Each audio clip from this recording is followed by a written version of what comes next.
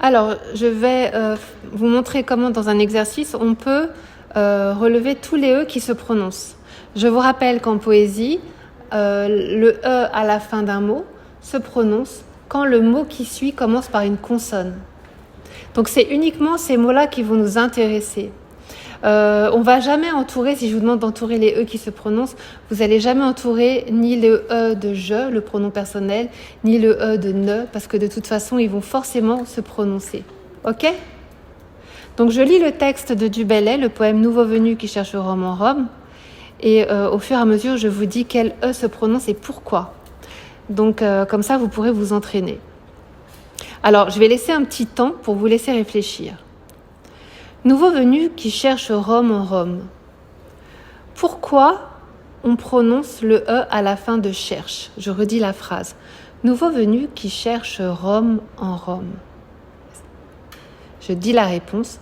On prononce cherche Rome, donc on prononce le E de cherche à la fin, parce que le mot qui suit est une consonne, la consonne R.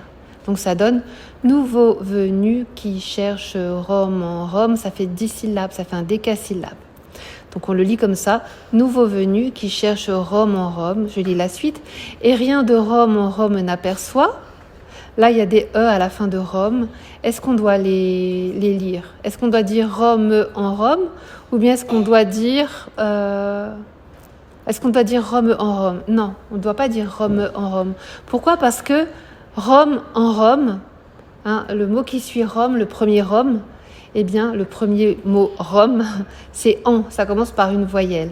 En revanche, le deuxième, et rien de Rome en Rome n'aperçoit, là je prononce le E de Rome, parce que le mot qui suit commence par un N, donc par une consonne. Ces vieux palais, ces vieux arcs que tu vois, et ces vieux murs, c'est ce que Rome on nomme.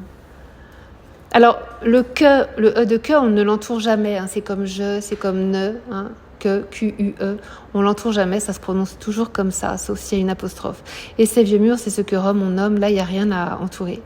Vois quel orgueil, quelle ruine, et comme celle qui mit le monde sous ses lois. Alors, quelle ruine. Pourquoi je dis quelle ruine ? J'entoure le E à la fin de quelle parce que ruine, ça commence par une consonne, donc R. Et comme celle qui mit le monde sous ses lois.